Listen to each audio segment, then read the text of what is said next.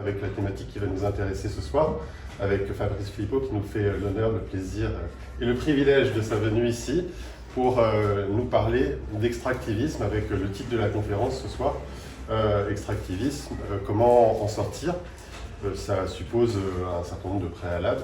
Et donc on va avoir pendant environ 3/4 d'heure une discussion qui va lui permettre de présenter ses travaux, ses actes de recherche et évidemment ses conclusions. Vous dire encore que son travail en partenariat avec l'Université populaire de Lyon, qu'on remercie pour son aide, son assistance et sa bienveillance. On remercie également la librairie Le Livre en Pente, toujours présent ici avec un certain nombre d'ouvrages, tous plus intéressants que les autres, notamment les livres des auteurs présents ce soir. Et puis, pour ceux qui n'ont pas eu l'occasion de l'acquérir hier, on avait une très belle conférence d'Anthony Galouzeau qui a réalisé un livre cette année qui s'appelle « Le mythe de l'entrepreneur ». Comment défaire le mythe de l'entrepreneur de la Silicon Valley, et un plus ancien dont on a parlé hier soir qui s'appelle « La fabrique du consommateur ». Tous ces livres sont à lire en lien les uns avec les autres et je pense qu'on découvre des facettes multiples qui nous permettent de comprendre comment on est arrivé à la situation d'aujourd'hui et qu'est-ce qu'on a à affronter. Tu voulais rajouter quelque chose, Nathan? Tu fais ça de mieux en mieux. Juste, je précise un peu le contexte des anthropocéniques. Donc, le Théâtre du Bruit est une compagnie spécialisée sur l'anthropocène. Et du coup, l'idée pour nous, c'est de mêler le sensible et le factuel.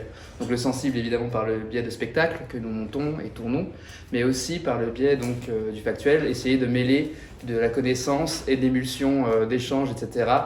Que ce soit dans des écoles, en médiation, que ça aille du primaire à l'universitaire, mais également, du coup, dans le cadre de festivals où on essaie d'entremêler les deux, comme là, en l'occurrence, les anthropocéniques. Avant, ça s'appelait les cycles effondrés, festivals extraits, etc. Donc l'idée, c'est de croiser tout ça, et à chaque fois, dans mon processus d'écriture, je fais de la documentation, comme pas mal de personnes qui créent. Et donc, par exemple, à chaque fois, j'ai croisé les chemins des auteurs et autrices invités. Donc c'est comme ça que j'ai croisé notamment Fabrice Philippot dans mes recherches sur l'extractivisme, et effectivement la pièce de demain, Nauru Norilsk, qui jouera à la MJC Mon Chat, en troisième, à 15h. À 15h. L'autre et dernière volonté, et je finirai enfin par ouvrir la rencontre, c'est que nous avons envie que tout soit à prix libre.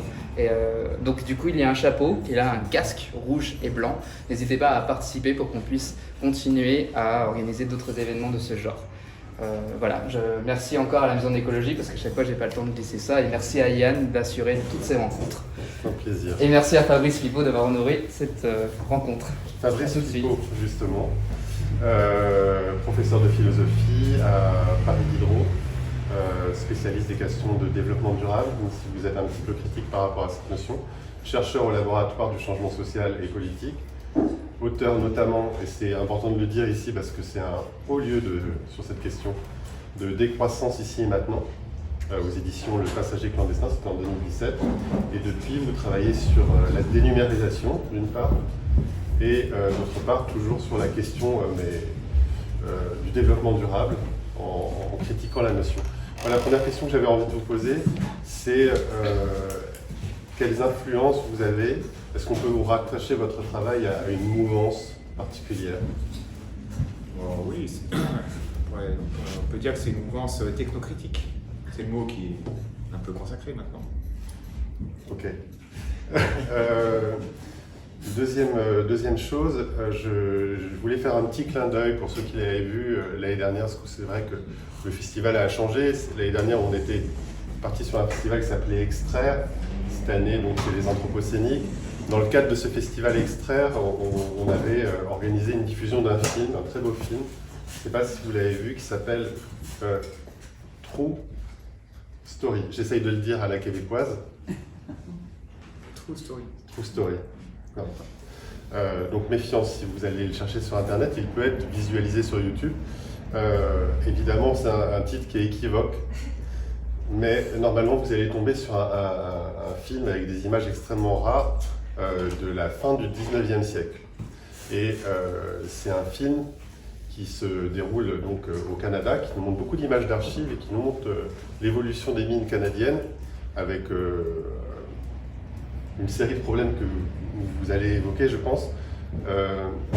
Et il est surtout question du nickel de la ville de Sudbury, qui est dans l'Ontario, qui a été découvert en 1885. Et le film commence comme ça, il dit « Vous ne connaissez rien des mines, normal, les mines ne parlent pas beaucoup, surtout pas de leur histoire. » Et ensuite, ça nous dit « Lorsqu'on a trouvé le filon de Sudbury, de nickel, les capitaux pour l'exploitation provenaient de l'Ohio, et le métal allait être acheminé dans le New Jersey pour être raffiné. » Alors, la question que j'avais envie de vous poser, c'était est-ce que la notion de l'extractivisme, vous la reliez à la question minière, ou ça a un sens beaucoup plus large?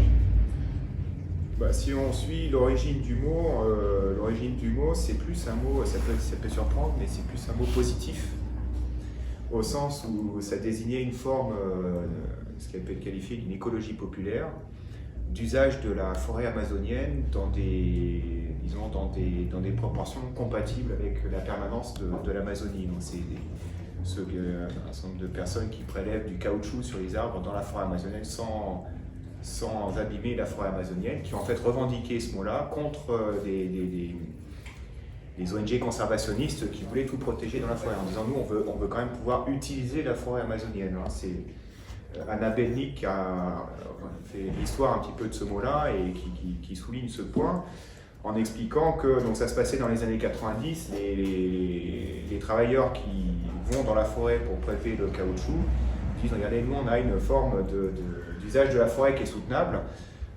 C'est pas comme ceux qui viennent pour raser la forêt, mettre du soja ou faire des mines. Et donc ils ont revendiqué une forme d'usage de la forêt qu'ils ont qualifié d'extractiviste à l'époque. C'est comme ça que c'est né. Mais assez vite, c'est devenu une espèce de repoussoir plutôt. C'est-à-dire que c'est venu qualifier non pas des formes assez raisonnables et à petite échelle d'exploitation des écosystèmes, mais plutôt les formes d'extraction des ressources à très grande échelle. Et dans ce cas-là, il y a quatre types de matériaux principalement. Il y a les métaux, donc le nickel par exemple, hein, il y en a beaucoup d'autres. Les combustibles fossiles qui viennent aussi du sous-sol, donc qui impliquent aussi des mines. Les matériaux plutôt de construction, le sable ou tout type de granulats en fait, qui sont aussi des quantités de matériaux qui sont quand même assez importantes. Et notamment, faut les transporter, il faut les mettre en forme, imagine tous ces matériaux qui circulent à l'échelle mondiale. Hein. Et puis les produits qui viennent de l'agriculture, de l'agroforesterie au sens très général, c'est-à-dire pas seulement les forêts, mais aussi les champs, tout ce qui est usage des écosystèmes en fait, mais qui est plutôt usage du vivant en tant que fournisseur de matériaux. Donc ça fait quatre grandes catégories de matériaux. Donc quand on dit extractivisme, on est extraire quoi? Il y a quatre grandes catégories derrière, on peut mesurer suivant les pays. Donc il y a les pays par exemple qui sont très fortement extracteurs de métaux, comme l'Australie, le Chili, mais qui sont aussi fortement exportateurs de métaux. C'est pas pour la consommation locale. Puis il y a d'autres pays comme nous, France, où on extrait très très peu du sol, hein, donc on peut dire que la France est très verte, mais sauf qu'on importe tout.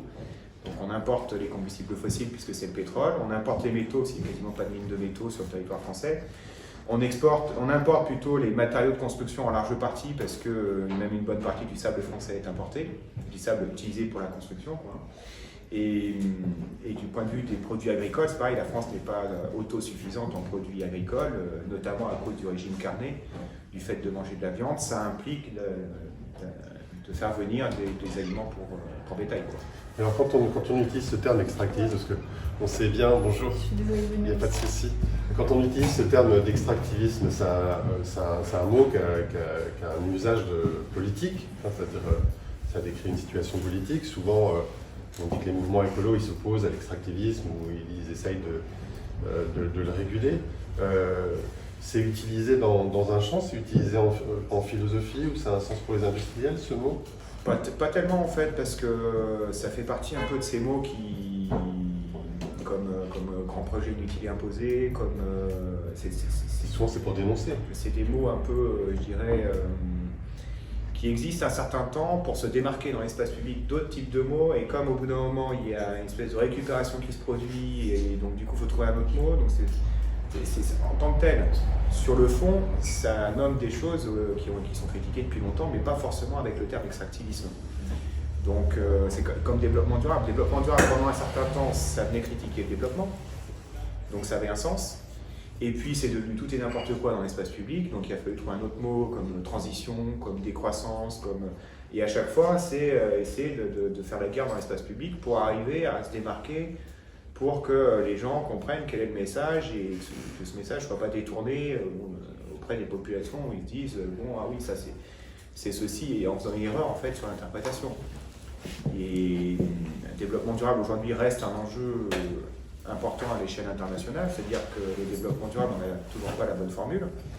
Et c'est tellement dérangeant qu'on n'en parle plus tellement en fait à l'échelle internationale aujourd'hui. Il n'y a plus les grands sommets. Il aurait dû y avoir un grand sommet en 2022 après le sommet de Rio en 92, Johannesburg en 2002. En fait, il n'y a pas eu de sommet en 2022. Pourquoi parce que la dynamique qui a eu lieu à Rio en 92 sur la Convention sur le changement climatique qui a été signée en 92, aujourd'hui, ça serait difficile même de l'écrire. Vu l'état des relations internationales, ça serait même difficile de l'écrire. Alors, la signer, on n'en parle même pas. Alors qu'à l'époque, 192 États, quand même, ont signé cette convention, qui sert de cadre pour les COP. Il n'y aurait pas de COP si les conférences sur le climat, ça n'existerait pas s'il n'y avait pas cette convention.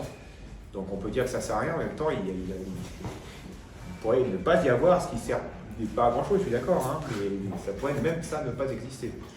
Là, actuellement, au niveau de la bataille politique, puis qui se retraduit dans les mouvements sociaux, dans les mouvements militants, l'extractivisme, c'est beaucoup autour de la question des combustibles. Parce qu'on mêle ça à l'idée qu'il faut laisser dans le sol le charbon, et le pétrole, et le gaz de schiste, et le gaz tout court, et qu'on a un problème central qui est le réchauffement climatique avec son effet de serre. Est-ce que quand on centre notre attention là-dessus, sur la question de l'extraction des combustibles, on a un angle mort, la plupart d'entre nous, qui est très important autour de la question de l'extraction des minerais? Oui, forcément. En même temps, c'est juste de focaliser un peu sur les fossiles. D'abord parce que le changement climatique, c'est quand même la menace la plus immédiate, je dirais, même si c'est pas très rapide. C'est quand même assez rapide. Donc c'est pas demain matin, mais à l'échelle du changement des sociétés et même à l'échelle d'une vie. Moi, c'est ce que je dis à mes étudiants, ils ont 20 ans.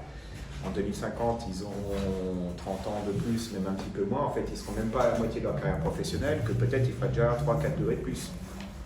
C'est pas impossible, parce qu'il y a beaucoup d'incertitudes sur la science du climat. D'incertitude vers le haut, comme d'incertitude vers le bas. C'est-à-dire qu'avec un coup de bol, ça pourrait pas trop se réchauffer, mais avec un coup de pas de bol, ça pourrait se réchauffer bien plus que ce que dit le GIEC. Donc on pourrait avoir des températures de 50, 52, 53, 54 degrés en France d'ici 2050, c'est pas 2100, c'est pas loin en fait. Et quand on voit que le plan climat de la ville de Lyon par exemple se prépare à avoir le climat d'Alger pour 2100, ça sera peut-être bien avant en fait le climat d'Alger. Donc vous imaginez le climat d'Alger à Paris, allez voir Alger, il y a beaucoup moins de choses, beaucoup moins de verdure, beaucoup moins de... Vous imaginez le climat qu'il va faire à Alger, si à Lyon, c'est le climat d'Alger. Est-ce que vous êtes critique d'ailleurs par rapport à cette formule? Parce que c'est vrai que souvent on entend dire en 2050 il faudra le climat de Madrid et en 2100 le climat d'Alger, mais on ne sait pas de Madrid quand ni d'Alger quand. Alors...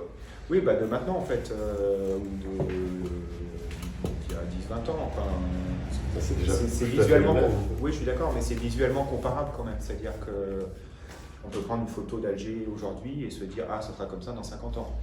Donc je trouve que c'est très pédagogique. Mais est-ce que vous n'avez pas Parce l'impression que sinon, 4 degrés, qu'est-ce que ça peut bien faire? Les gens ont tendance à dire, regardez, il faisait 24 cet après-midi, il fait plus que 20, donc 4 degrés en fait, ça se supporte bien. Enfin, 4 degrés de plus ou de moins, qu'est-ce que ça change? Ils confondent la météo et le climat en fait, pour beaucoup de gens.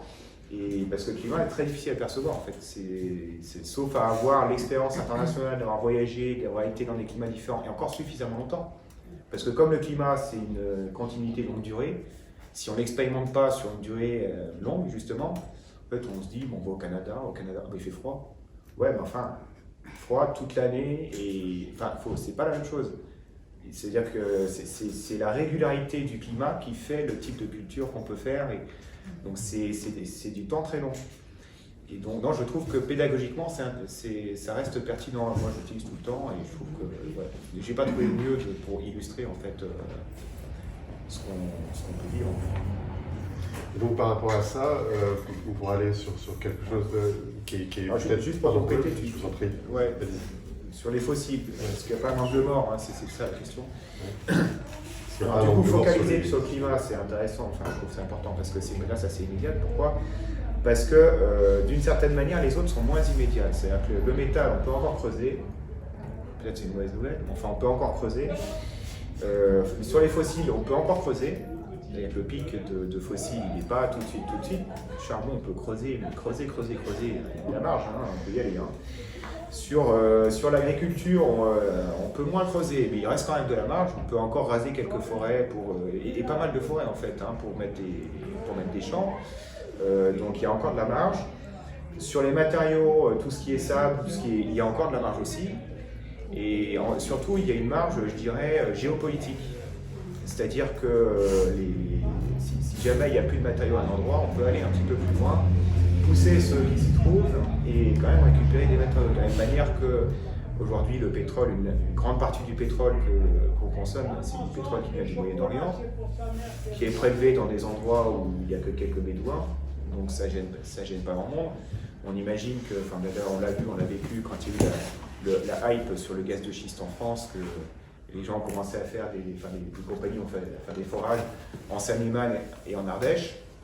Il y a eu un tout petit peu plus de résistance qu'au milieu des Bédouins. Tout petit peu plus de résistance. Hein. En fait, ils étaient tous contre. Ouais, mais ils sont tous contre aussi parfois les éoliennes, les panneaux photovoltaïques. Et à un moment, il faudra leur dire, il faut choisir. Si vous voulez de l'énergie, il faut quand même la mettre quelque part. Il ne peut pas rien vouloir et en même temps avoir de l'énergie. Sinon, c'est pas l'énergie. C'est l'énergie du bois que vous récoltez dans la forêt à côté de chez vous. Et encore, si tout le monde se met à faire ça, il n'y aura pas assez de bois en France parce qu'il va falloir réduire la taille des maisons drastiquement, chauffer une pièce par maison. Enfin, la quantité de bois disponible, ça ne correspond pas au mode de vie d'il y a 50 ou 100 ans en France. Où les maisons étaient beaucoup plus petites, le nombre de personnes était moins important. Et donc, c'est pas possible de faire tout à base de bois en gardant. Enfin, voilà. Mais ce que je veux dire, c'est qu'on peut se déplacer. On peut se déplacer, moyennant évidemment de léser les intérêts d'un certain nombre de populations, mais vu d'ici, c'est pas gênant. Enfin, je fais exprès, hein. Mais vu d'ici, on s'inquiète moins. Si c'est devant notre porte, on s'inquiète plus. Et les compagnies peuvent encore aller un petit peu plus loin pour prélever des ressources, pour donner l'impression que les magasins continuent de se remplir, que les pièces continuent de se chauffer, qu'on peut continuer à habiter toujours plus loin des villes avec des maisons toujours plus grandes, et que ça va s'électrifier, tout va bien se passer. Mais en fait, non. En réalité, non. Mais ça se sent moins bien. Ça se sent moins. On va dire, les gens se mobilisent moins. C'est un fait. C'est pas un jugement. Hein, c'est juste je constate. Alors que le changement climatique, tout le monde voit qu'il fait un peu plus chaud. Il suffit de regarder en octobre, il fait 30 degrés. Bon, je pense que tout le monde a vu que quand même, il fait un peu chaud. C'est un peu bizarre. Donc voilà.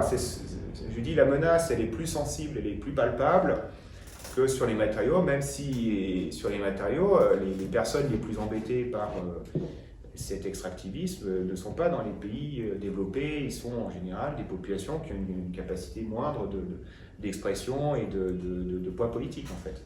Quand on dit extractivisme, on met dedans l'activité d'extraire ou c'est tout un régime qui va avec une façon de s'organiser dans le monde? Alors c'est pas l'activité d'extraire, parce que le vivant extrait de son milieu pour vivre. Donc c'est même pas une activité humaine en fait, extraire. L'exemple que je donne assez souvent, c'est les algues bleues, pour donner une idée de ce que peut faire le vivant. Hein. Les algues bleues, il y a 3 milliards d'années, en gros, quand la vie était à l'état d'organisme cellulaire ou pluricellulaire, mais pas davantage, il y a 3 milliards d'années, il y avait un certain nombre de la vie un peu sur les terres, un petit peu dans les océans, mais pas de la vie qui utilisait l'oxygène. Les plantes vont absorber le CO2 aujourd'hui pour relâcher de l'oxygène, et nous absorbons de l'oxygène pour respirer. À cette époque-là, il n'y avait pas d'organisme qui absorbait l'oxygène, c'était plutôt un gaz toxique pour ce qui vivait. Très peu de traces d'oxygène. Puis viennent les algues bleues. Et les algues bleues, elles ont cette propension de se nourrir de l'oxygène et de le relâcher. Donc elles se mettent à relâcher des quantités phénoménales d'oxygène dans l'atmosphère, ça a pris des milliards d'années. Et en fait, elles ont tué tout ce qui craignait l'oxygène. Donc la vie déjà a une capacité énorme à changer une biosphère. Et une bonne partie en fait des dépôts de métaux, c'est discuté au niveau scientifique, mais il est fort possible qu'une partie des dépôts de métaux, parce que quand on creuse dans la Terre pour trouver du métal, il faut trouver le métal quelque part, le nickel. Pourquoi est-ce qu'on va le chercher au Canada? Il y en a partout, mais du nickel. Hein. Si on regardait, là on creuserait un peu, on verrait de la Terre, on chercherait, on verrait qu'il y a du nickel dans la Terre.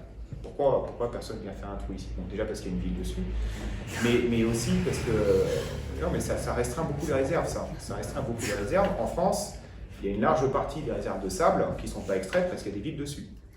Mais à un moment, on pourrait se dire, ou des réserves naturelles, mais à un moment, on pourrait se dire, on a besoin de sable, tant pis pour les réserves naturelles, tant pis pour les villes, on veut le sable. Bon, c'est juste une parenthèse. Mais donc pourquoi le nickel n'est pas extrait là? Parce qu'il n'est pas concentré. Donc on va aller chercher du nickel là où il est concentré. Donc on va au Québec, on va en Nouvelle-Calédonie, le plus grand gisement de nickel du monde, en Nouvelle-Calédonie, jusqu'à 12% de nickel par mètre cube de terre. C'est énormissime. Sauf que les gisements sont très mal répartis à l'échelle mondiale. Ces matériaux concentrés, donc on peut aller chercher en dépensant relativement peu d'énergie et de travail humain, sont peu nombreux. Aujourd'hui, la plupart des gisements très concentrés sont épuisés. Ben oui, parce que les gens qui vont extraire des métaux, ils ne sont pas bêtes, ils commencent par les gisements les plus faciles d'accès. Ceux qui sont à la surface et qui sont plus denses. Le Pactol, par exemple, le Pactol, c'est une rivière en Turquie dans laquelle coulait de l'or. Ça, on dit le Pactol, j'ai touché le Pactol a touché la rivière qui était pleine d'or, qui effectivement coulait sur un gisement d'or qui affleurait à la surface et qu'à se pencher pour récupérer de l'or. Aujourd'hui, ça n'existe plus. Une mine dans laquelle il suffit de se pencher pour récupérer un métal quoi qu'il soit, ça n'existe plus. Ils ont tous été épuisés. Donc plus l'extractivisme avance, plus il va vers des gisements moins concentrés.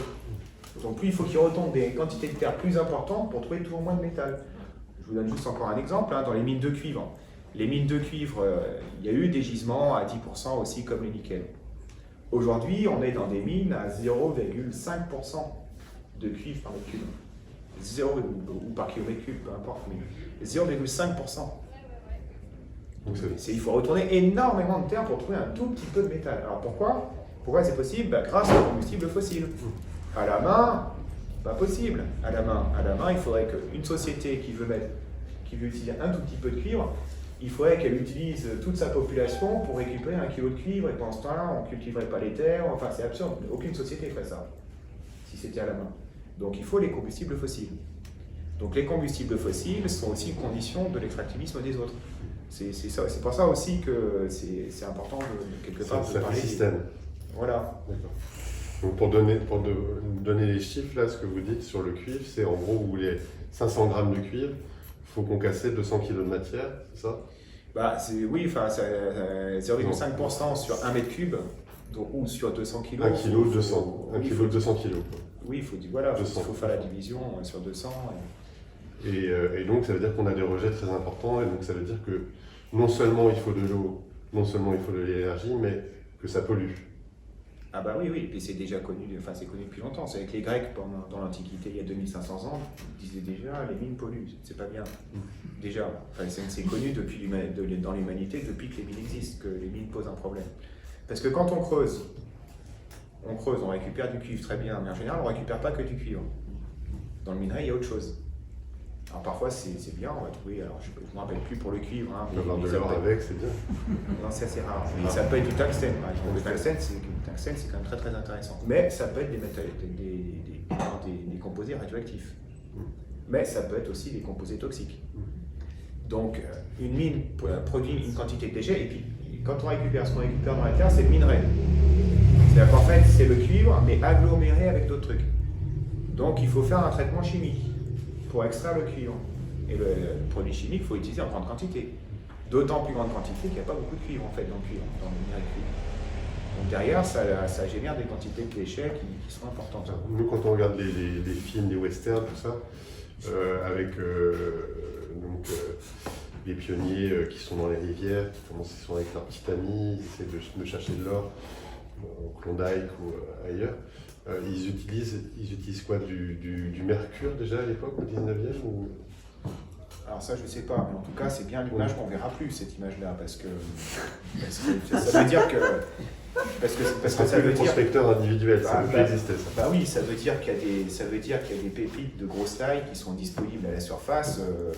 Il y en a encore un tout petit peu en Australie, mais il faut déjà des moyens de détection qui sont plus du tout le tamis dans la rivière. Hein. En gros, la quantité d'or, elle n'augmente plus déjà depuis plusieurs décennies, sinon davantage. En fait, le gros apport d'or dans l'économie mondiale, ça a été dans la conquête de l'Amérique et plutôt au XVIIe siècle, 17e, 18e siècle. Déjà tout l'or que récupéré chez les Incas, parce qu'eux, ils n'en faisaient rien, en fait, ils trouvaient que c'était un métal incorruptible, ce qui est vrai, c'est un métal incorruptible, mais pour eux, ils en avaient en assez grande quantité, et ça ne valait pas spécialement grand-chose. C'est un métal incorruptible. C'est tout. Et comme ça valait énormément en Europe, parce que ça a des propriétés, disons, de monnaie. L'Europe avait un gros problème de monnaie au 15e, 16e siècle. C'est pour ça que les doctrines économiques à l'époque disaient qu'il fallait accumuler de l'or. Aujourd'hui, ça me paraît absurde, parce que tous les économistes disent accumuler de l'or, ça ne sert à rien. Il faut développer l'outil productif. Oui, sauf que dans le contexte de l'époque, il n'y avait pas les combustibles fossiles, il y avait 80-90% de main-d'œuvre agraire. Développer l'outil productif, ça voulait dire travailler dans les champs, différemment, par exemple changer les assolements ou des choses comme ça, c'est ça que ça voulait dire. Améliorer peut-être les manufactures, enfin ça voulait pas du tout dire ce que ça veut dire aujourd'hui. Et par contre, ils avaient un problème pour faire circuler les marchandises. Et pour faire circuler les marchandises, il faut de la monnaie. Mais qu'est-ce qui peut jouer le rôle de monnaie ? Le papier, nous, ça nous paraît évident parce qu'on utilise du papier. Sauf que le papier n'a aucune valeur. Du papier, ça ne vaut rien. Donc il fallait arriver à trouver une marchandise qui soit en elle-même de la valeur, qui soit facile à décomposer, parce qu'il faut aussi que ça serve de numéraire, pas seulement de réserve de valeur, il faut aussi que ce soit facile à décomposer. Et l'or et l'argent remplissaient pas mal ces caractéristiques. Donc en fait, l'économie européenne a levé un des problèmes qu'elle avait pour s'étendre avec l'or et l'argent du Nouveau Monde, mais ce n'est pas seulement l'Europe qui a levé cette contrainte-là, c'est aussi la Chine, puisque la Chine, c'est en Chine qu'est allée la majeure partie de l'argent qui a été extraite dans le Nouveau Monde. L'Europe payait les soieries et tous les produits chinois, les Chinois n'achetaient rien que de l'argent, en fait. C'est-à-dire pendant un siècle ou un siècle et demi, ils n'ont acheté que de l'argent. Ils ne voulaient aucun des productions d'eau parce que de toute façon, ils savaient tout faire en mieux chez eux. Donc, par contre, ils avaient un problème aussi de numéraire, de monnaie. Et donc, ils ont acheté l'argent, mais l'argent métal, pour faire de la monnaie avec. Donc, ça a changé, cet apport massif d'or et d'argent a changé la configuration de l'économie en facilitant les échanges. Parce que sinon, on peut trafiquer les métaux, les expériences de monnaie papier. La monnaie papier est connue depuis des siècles, si ce n'est des millénaires. C'est une reconnaissance de dette. Ouais, voilà, donc il faut que le créditeur, il faut que la banque soit solide. Donc il faut qu'il y ait un système en fait économique solide derrière. Donc ça ne peut pas aller bien loin. C'est-à-dire que c'est un territoire qui est relativement contrôlé, avec des échanges monétaires qui sont garantis par quelqu'un qui est capable de garantir, et c'est une banque ou un pouvoir quelconque, ce qui était relativement rare en fait dans l'histoire de l'humanité, et c'est pour ça que les monnaies papier ont eu très peu cours. Alors que l'or continuait d'avoir valeur, comme une langue internationale, on parle une espèce de globish, qui n'est pas vraiment de l'anglais, que tout le monde se comprend avec, mais juste ça facilite les échanges, ben l'or peut avoir cette propriété-là, et l'argent aussi. Parce qu'on peut difficilement tricher avec l'or, parce que ça se vérifie assez facilement si c'est de l'or ou si c'est de l'amalgame, que ça se divise facilement, donc il y a toutes les propriétés de la monnaie en fait. Et, du coup, quand est-ce qu'on se rend compte qu'il y a un problème? Alors, déjà, est-ce que c'est l'industrie minière? Est-ce que c'est les milieux économiques en général? Est-ce que c'est qui se rend compte que soit les ressources ne sont pas infinies, soit ça peut être de plus en plus compliqué pour aller les chercher. Bah, en À fait, quel moment on se dit, oula, le filon s'épuise? bah, depuis le début. Hein. Depuis le début? Ah ouais. C'est-à-dire, même dans En fait, l'Antiquité, le problème est déjà là. n'importe qui est un peu sensé se dit que si on prend dans une ressource épuisable, elle va s'épuiser. Et depuis le début, tout le monde le sait, en fait. Mais après, c'est une question de oui, mais quand? Oui, mais quand? Et est-ce qu'on peut trouver des substituts?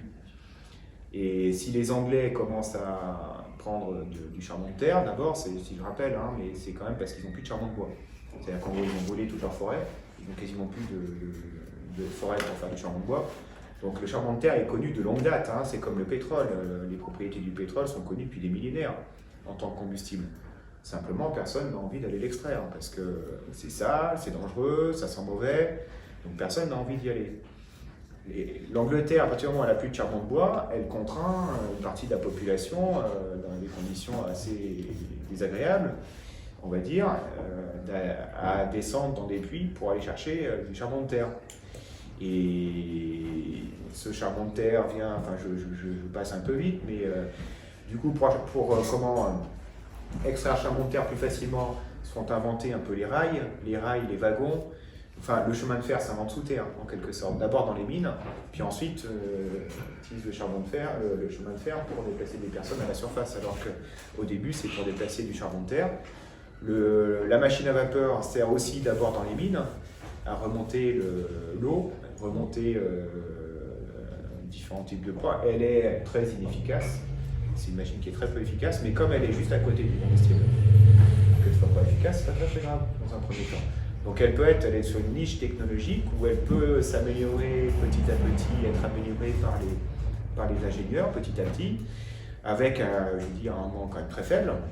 Et petit à petit, ce rendement augmente, s'améliore, peut être utilisé sur des chemins de fer qui sont d'abord de toute petite taille, c'est une toute petite ligne, hein, quelques kilomètres.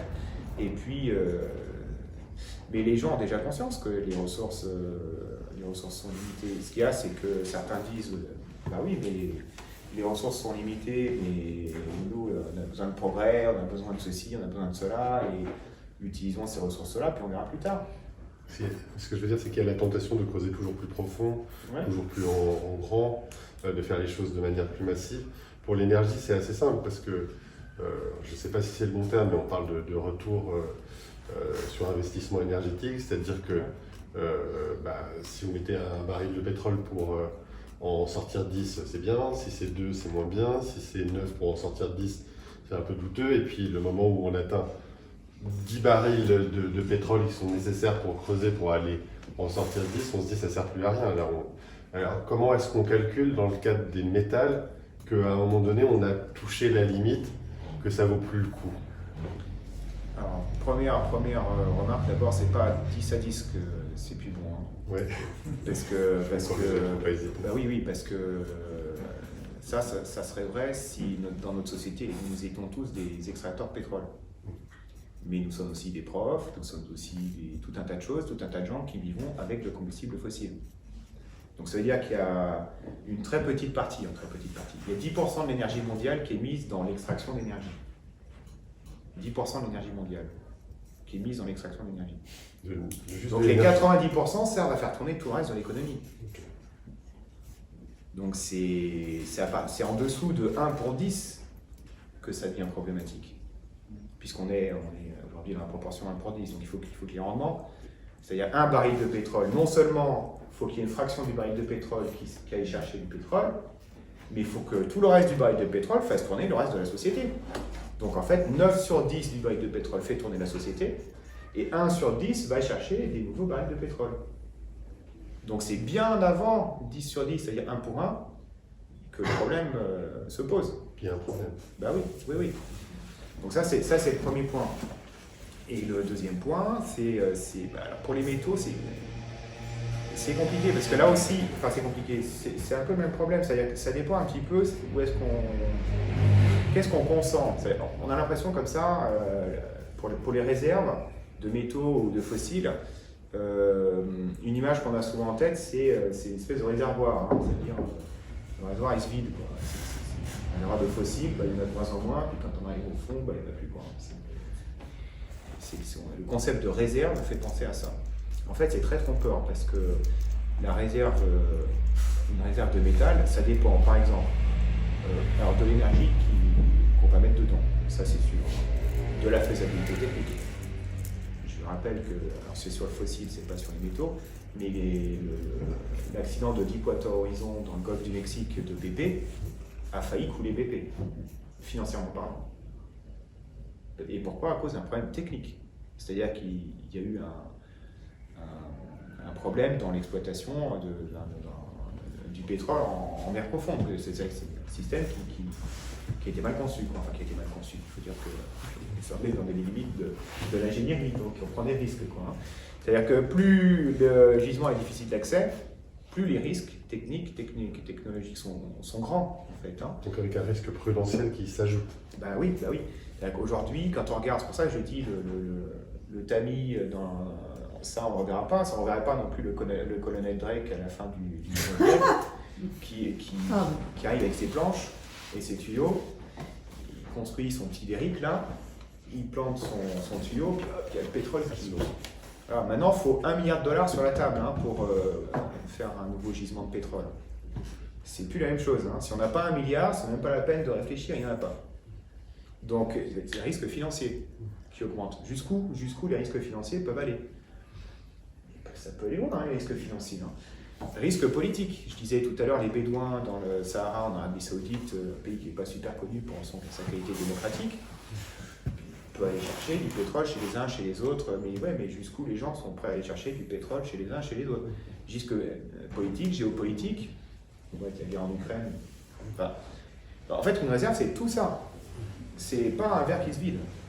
C'est tout juridique aussi, parce que quand on veut engager $1 milliard minimum dans une nouvelle extraction, si le droit n'est pas un peu solide, mais personne ne va mettre son milliard, ou pas grand monde en tout cas, avec un niveau de risque bien plus élevé.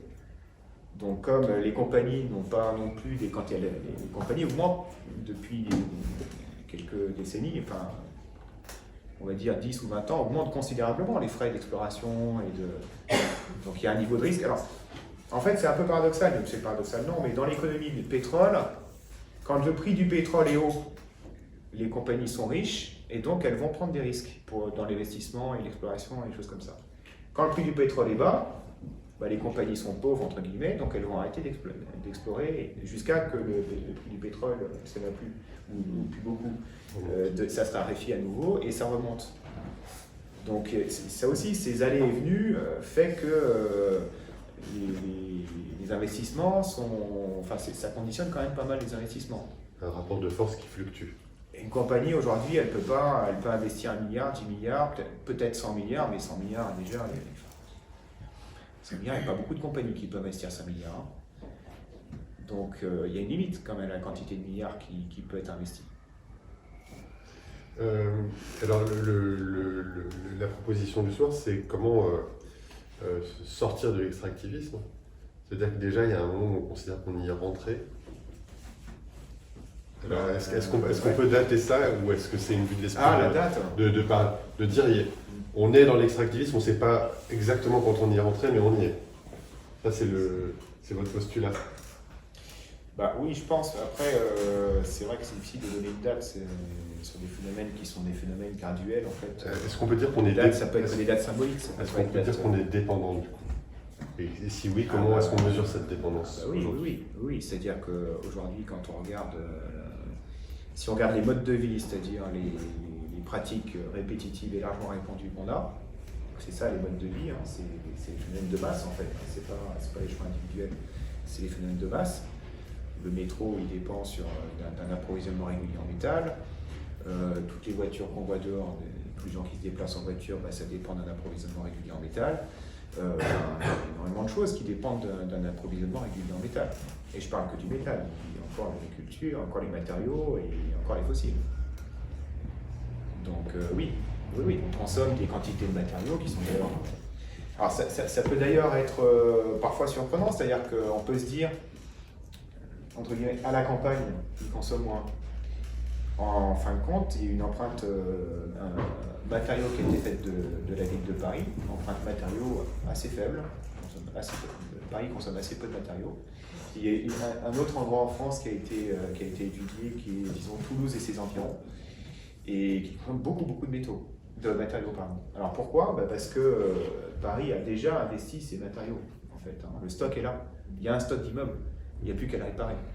Alors que dans les environs de Toulouse, ils n'ont pas encore fait l'investissement. Ils sont en train de construire du neuf. Ils sont en train de stocker les bâtiments. Donc ils consomment beaucoup plus de matériaux qu'une ville comme Paris. Donc, il y a aussi les combustibles qui vont avec pour faire circuler les matériaux, évidemment. Mais donc dès qu'on, enfin, daté, je sais pas, qu'on soit dépendant, moi, ça me paraît un peu. Vous pensez énergie, vous pensez métaux, vous pensez à chaque fois les quatre objets que vous nous avez proposés, vous voyez toujours les quatre en même temps quand vous pensez qu'on est dans l'extractivisme. Et parce que quand, là, vous allez nous proposer des pistes pour en sortir. On espère tous, on est venus pour ça. Mais ça veut dire qu'il y a quand même une façon de regarder le sujet où vous dites qu'il y a un problème. En fait, avant de chercher comment on en sort, il faut s'être rendu compte qu'on est dans une situation embarrassante. Autrement dit, la question c'est pourquoi en sortir. J'ai envie de commencer par le pourquoi en sortir avant de comment. Et je reviens sur le tout début, à savoir pourquoi on parle des fossiles et du changement climatique. Je pense que c'est la menace la plus immédiate. Donc il faut en sortir principalement pour le changement climatique. C'est la menace la plus immédiate. Après,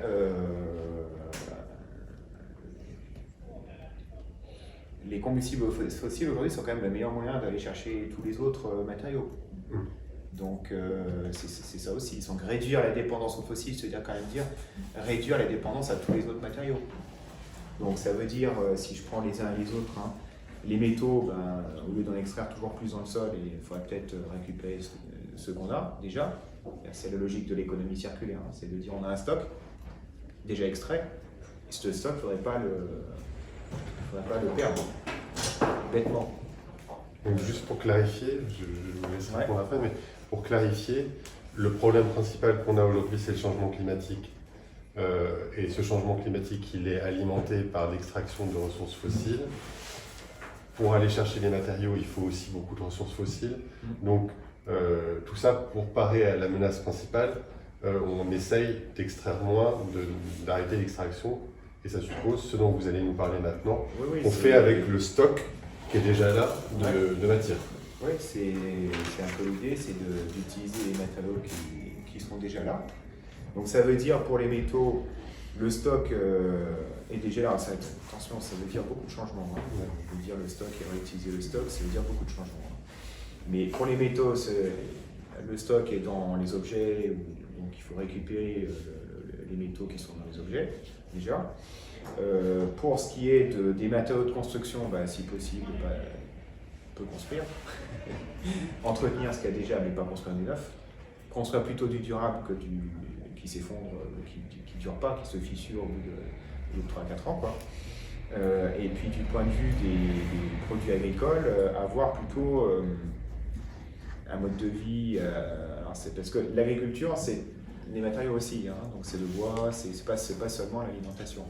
Mais sur l'alimentation, avoir des modes de vie qui prélèvent moins sur l'écosystème, qui ont une empreinte moins élevée sur l'écosystème, pour lui permettre de se régénérer plus facilement. Si on commence par l'agriculture, là on est dans un plan qui a été proposé par le président Macron, de tout numériser, d'apporter des drones, d'apporter des technologies. C'est pas une bonne piste. Non.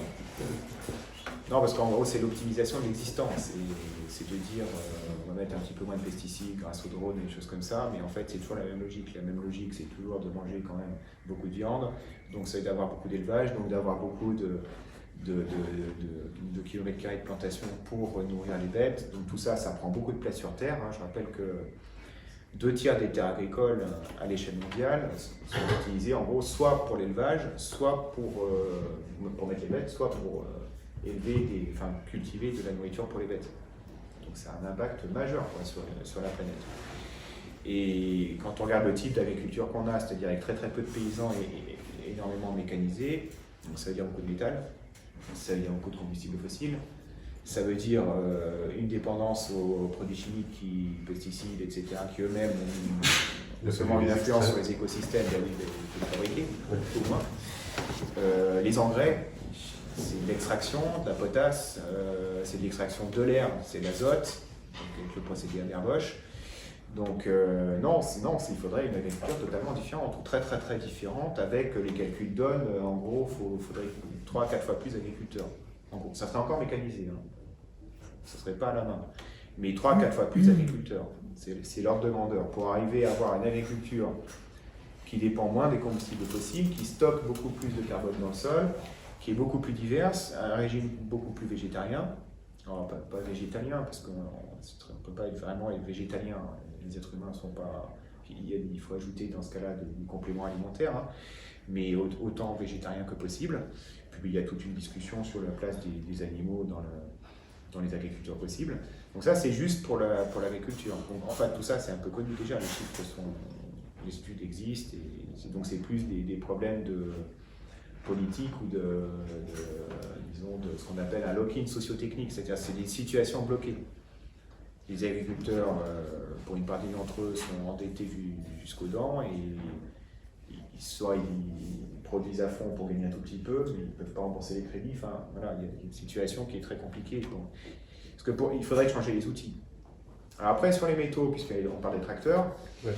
Alors les métaux, il ne faudrait pas aller trop vers les alliages, parce que plus on mélange, en fait, c'est toujours le même principe, hein, c'est la poubelle de tri. Si on peut trier, pour pouvoir trier, il ne faut pas que ce soit trop collé. Il faut trier, il faut pouvoir séparer. En fait, c'est le même principe que le minerai. Le minerai, quand on va le chercher dans la terre, il est amalgamé avec tout un tas d'autres choses. Et comment on fait pour récupérer le métal qu'on veut, c'est-à-dire le cuivre, par exemple, ou l'aluminium dans la bauxite, on va le séparer des autres produits pour retrouver un élément pur, pour pouvoir faire ensuite des produits. Si nous-mêmes, une fois qu'on a fait l'élément pur, on remélange avec plein de trucs, comme dans un ordinateur, tout est mélangé, extraire derrière, c'est très compliqué. Et puis au moins, il faudrait être sûr, ce qui n'est pas du tout le cas aujourd'hui, que quand on conçoit un appareil, derrière, on sait le déconstruire et récupérer les métaux. Aujourd'hui, ce n'est pas un critère. C'est un critère théorique dans la réglementation, mais qui est le dernier de la classe en termes d'application. Pour que tout le monde comprenne bien, là on parle de la problématique du recyclage et de la réparation. Enfin, je ne sais pas comment... L'économie circulaire, c'est un grand mot pour dire faire circuler les matériaux sans les perdre. C'est-à-dire sans avoir trop de déperdition de matériaux. Mais après, il peut y avoir le recyclage matière, c'est-à-dire qu'on prend le verre, on le casse et on refait un verre. On peut avoir le fait de faire durer le verre. On peut avoir le fait de réparer le verre, il est cassé, je le répare. On peut faire réemployer le verre. Alors, bon, un verre, ça à boire, c'est facile, mais il est réemployé, on peut réemployer, je sais pas, du papier suffisamment abîmé, ça devient du carton, par exemple. Donc c'est réemployé, mais suivant un autre type d'usage. Le verre, il peut peut-être servir alors c'est un peu grand, mais donc l'air bouge peut-être. On peut mettre dans un mur pour s'en servir d'isolant, par exemple. S'il y a de l'air dedans et qu'il y a un isolant, ça peut être un type de réemploi. C'est juste pour illustrer. Hein. Et pour prendre l'exemple, là, parce que tout le monde va être concerné, on va changer nos voitures. Les voitures, est-ce qu'on peut les recycler? Est-ce qu'on les recycle actuellement? Qu'est-ce qu'on en fait de nos voitures? Ouais, si, j'ai pas le détail des chiffres en tête, hein, je pourrais le trouver facile, enfin, faut que je prenne un petit moment, je pourrais le trouver facilement, mais une bonne partie du métal est récupérée, du métal courant, l'acier est courant, une partie du plastique aussi est récupérée. Il y a tout un process maintenant qui est par la directive dite des véhicules hors d'usage au niveau européen de récupération de tout un tas de parties dans les voitures, mais tout n'est pas récupéré, il y a encore de la déperdition. Et au niveau de la conception, la conception ne facilite pas les choses. C'est-à-dire qu'aujourd'hui, quand les ingénieurs conçoivent des voitures, ils ne conçoivent toujours pas les voitures en fonction de leur déconstruction. Donc évidemment, tout ne peut pas être récupéré parce que c'est pas facilitant. Il faudrait, pour une voiture facile à recycler, il faudrait une voiture avec pas trop de types d'acier. 2, 3, 4 types d'acier, mais pas plus. On va jusqu'à combien d'acier dans une voiture? J'ai pas le chiffre en tête. Vous m'auriez dit avant, j'aurais regardé, mais non, parce qu'il y a des choses comme ça, on va les avoir dans la tête. On a des alliages, des peintures, des choses comme ça. On va plutôt vers l'inverse, c'est-à-dire que la voiture électrique, elle a plutôt plus d'alliages. Ouais. Donc ça s'aggrave, ça. Ouais, ça s'aggrave plutôt, ouais. Disons que l'option de réduire sur les émissions de gaz à effet de serre rend les choses plus compliquées sur est-ce que ça réduit encore? Il y a un débat. Mais même si ça réduisait, ça rend l'économie circulaire plus compliquée, en fait. Alors après, je sais que le point... Plutôt une voiture low-tech. Une voiture low-tech, une Renault 5, une 106 ou une voiture un peu... c'est plus facile à recycler parce que c'est du métal qui est moins élaboré, on va dire. Je voudrais vous emmener, parce que je sais qu'on n'a pas beaucoup de temps avant qu'on passe à l'échange, mais vous avez travaillé sur la dénumérisation. Grand sujet quand même, parce que là, je pense que vous êtes philosophe, donc ça mêle des questions qui sont à la fois énergétiques, qu'on peut aborder du point de vue de l'ingénieur, mais qu'on peut aussi aborder du point de vue du sens, de qu'est-ce que ça a fait à nos vies. Ici, on est à la maison de l'écologie, où souvent on a pensé les choses avec André Gortz, avec les théories de l'aliénation, c'est-à-dire on nous donne quelque chose, mais on nous dépossède de quelque chose. Et donc, on est beaucoup à avoir des formes de résistance par rapport à ces objets, parce qu'on sent bien que ça nous a rendu accros, que ça a rendu plus difficile les communications par d'autres moyens entre nous. Vous l'abordez comment, et comment est-ce que vous entrevoyez des solutions pour qu'on soit moins dépendant de ces objets, qu'on en sorte, si c'est possible? Alors, je pense qu'il faut distinguer les modes de vie, les styles de vie et les genres de vie. Alors, c'est quoi les modes de vie? Je disais tout à l'heure, c'est les pratiques répétitives et largement répandues. Donc, alors je ne sais pas à Lyon parce que je ne suis pas habitant de Lyon, mais à Paris, vous prenez le métro à 6h le matin, le lundi matin, vous avez à peu près les mêmes comportements, le même type de population que le mardi à 6h du matin, que le mercredi à 6h du matin, que le jeudi à 6h du matin, que le vendredi à 6h du matin, mais pas que le samedi. Le samedi, ça change. Donc il y a des régularités en fait comme ça qui permettent de dimensionner le métro, de dimensionner la taille des routes, de dimensionner plein de choses en fait. Et donc ça conditionne aussi les flux de matière et d'énergie. Donc c'est mode de vie, c'est tout ce qui est répétitif et largement répandu. Après, le style de vie, c'est à l'intérieur de ces... Donc ça dessine des infrastructures techniques, c'est pour ça que ça échappe en grande partie quand même au choix individuel. Quand on veut habiter quelque part, on dépend des routes, des circulations, telles qu'elles sont. C'est pas un individu tout seul, il peut choisir son trajet, mais il ne peut pas changer les routes. Alors choisir son trajet, c'est plutôt le style de vie. C'est à l'intérieur des modes de vie, qui sont les pratiques répétitives et largement répandues et donc toutes les infrastructures, il y a les choix individuels. Bien mettre au début du métro, à la fin du métro. Donc, ça, c'est les marges de manœuvre individuelles qui existent. Elles ne sont pas nulles, mais elles ne sont pas très importantes. Mais prendre mon vélo, ça se met dedans, par exemple. Si je prends mon vélo à la place de prendre mon métro. Ouais. Et après, les genres de vie, c'est des minorités actives organisées qui essayent de faire changer les modes de vie. Donc les styles de vie sont un peu à l'intérieur. Donc je prends mon vélo le matin au lieu de prendre ma voiture, admettons. Ça peut être simplement un style de vie, une préférence personnelle, ou ça peut être une action organisée pour aller emmerder les voitures et essayer de prendre de la place sur la chaussée. Ça peut être ça, faire partie d'une association de vélo. Auquel cas, c'est plutôt un genre de vie. Mais il n'y a pas que les associations sur ce créneau-là. S'il s'agit de changer les modes de vie dans les conditions de travail, il y a les syndicats.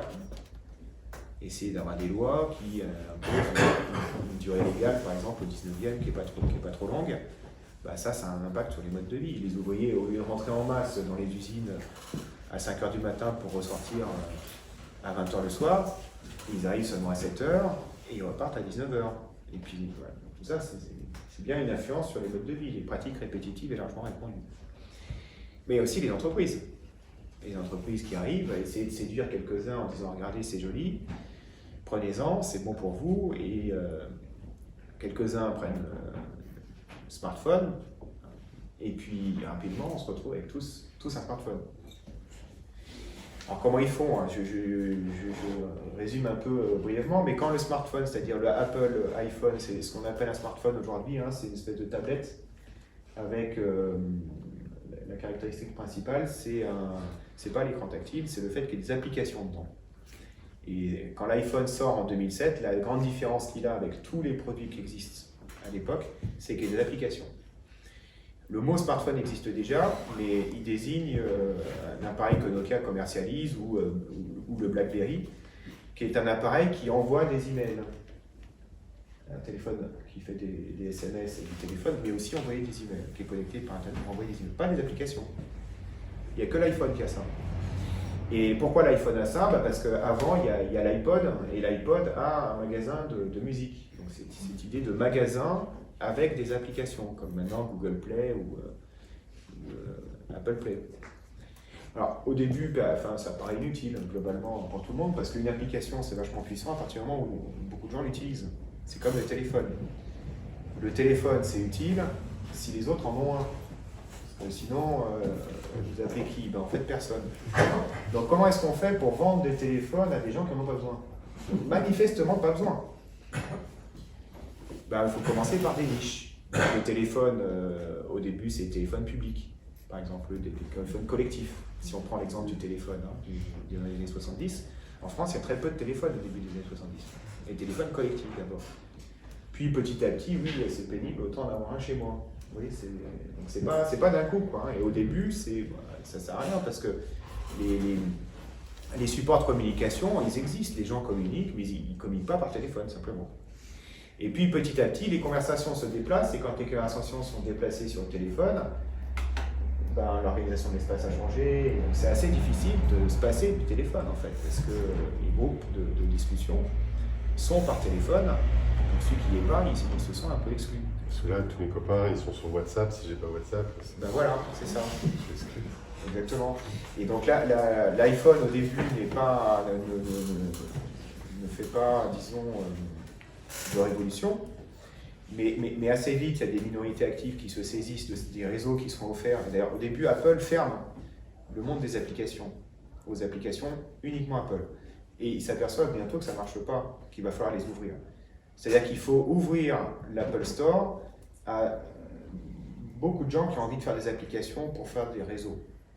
Et ce qu'il faut, c'est pas contrôler les applications, mais contrôler les circulations sur les réseaux.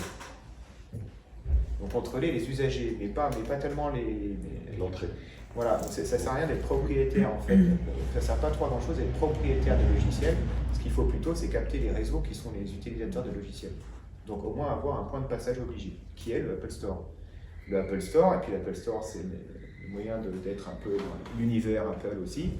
Donc dans l'univers Apple, tout est facilité, et pour sortir de l'univers Apple, c'est compliqué. Et pour y rentrer, on peut rentrer facilement, mais pas facilement ressortir. Donc tout ça est organisé, c'est théorisé par Apple. Donc c'est une logique de trouver des minorités actives, les brosser dans le sens du poil, donc tous les Apple addicts, ceux qui adorent les Apple, c'est les premiers qui sont visés, mais c'est théorisé. C'est le premier représentant des Apple, des appareils Apple, c'est le possesseur de Apple qui trouve son produit génial et tout. Là. Eux, ils savent très bien. Donc derrière, arriver à faire basculer des minorités toujours plus grandes, jusqu'à arriver à une majorité assez nette où il n'y a plus qu'une minorité de récalcitrants. Le village gaulois qui dit non, mais tout le reste c'est les Romains en fait. Donc oui, si vous voulez, vous pouvez l'écrire dans votre coin, mais de toute façon tout le reste est Romain. Donc alors ça c'est les genres de vie, ça. Ça c'est les genres de vie. C'est la minorité active qui va changer le mode de vie de tout un tas de gens qui ne sont ni pour ni contre. Parce que la minorité active, elle se heurte à un ventre mou de gens qui sont ni pour ni contre. Ils se disent, je sais pas, peut-être que oui, peut-être que non, je vais essayer. Ah oui, c'est amusant. Ah ben mes copains, moi aussi. Enfin, c'est anodin, ça ne prête pas à conséquence dans un premier temps. Mais une fois que le système devient en situation de ce qu'on appelle aussi de monopole radical ou de situation bloquée, où tout passe par là, il n'y a pas vraiment d'alternative, oui, là, ça devient contraignant. Sauf que quand on s'en aperçoit, c'est un peu tard. Donc le problème, c'est d'anticiper ces évolutions des systèmes sociotechniques et puis d'en sortir. Alors, parce qu'on peut en sortir, parce qu'on peut y rentrer. Si on peut y rentrer, on peut en sortir. En fait, chaque fois qu'on rentre dans un système sociotechnique bloqué, c'est qu'on est sorti d'un autre système sociotechnique bloqué. Parce que, en fait, les innovateurs du type Apple, ils sont confrontés à tout un tas de gens qui ont leur propre réseau, leur propre système qui marche très bien et qui ne voient pas vraiment l'intérêt d'en sortir. Donc il trouve bien des astuces pour arriver à faire basculer la situation d'une situation à une autre situation. Donc, le mode de vie, c'est toujours un peu une situation bloquée, d'une certaine manière. Donc changer un mode de vie, que ce soit du côté des entreprises ou du côté des minorités actives associatives, c'est un peu le même défi, sauf que d'un côté, il y a un peu plus de puissance et de moyens, et de l'autre côté, peut-être un peu moins, peut-être un peu plus de crédibilité aussi parfois, ou des choses comme ça. Aujourd'hui, on voit que les villes deviennent assez massivement, passent assez massivement au vélo, par exemple. Il y a 20 ans, le contexte n'était pas du tout le même pour le vélo. Aujourd'hui, c'est quand même étonnant de voir la quantité de vélos qu'il y a. Et la voiture pose plutôt problème. Bon, là, il y a des basculements comme ça. Les basculements d'un mode de vie à un autre mode de vie ne sont pas non plus linéaires, c'est pas progressif. C'est petit à petit, hein, c'est l'écolo têtu qui est sur son vélo, il est tout seul et tout le monde se moque. Ouais, mais n'empêche qu'il montre à tout le monde que c'est possible et il prend une place. Et dans le cas de la dénumérisation, parce que là, Ouais. par exemple, pour le cas de la voiture, je pense que tout le monde est rentré. Enfin, il y a eu assez peu d'opposition à l'usage de la voiture. Il y en a eu. Mais, Si, il y a énormément d'opposition. mais Ça a été très long. C'est la voiture. très loin.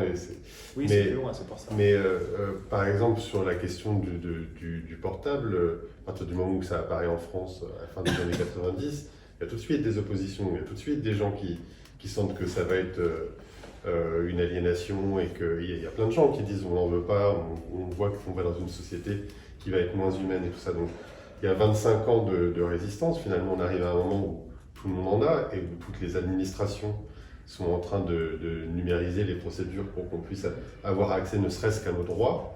Alors là, est-ce que les mêmes minorités actives que vous avez décrites, elles ont la capacité ou les moyens de nous permettre de faire le chemin inverse?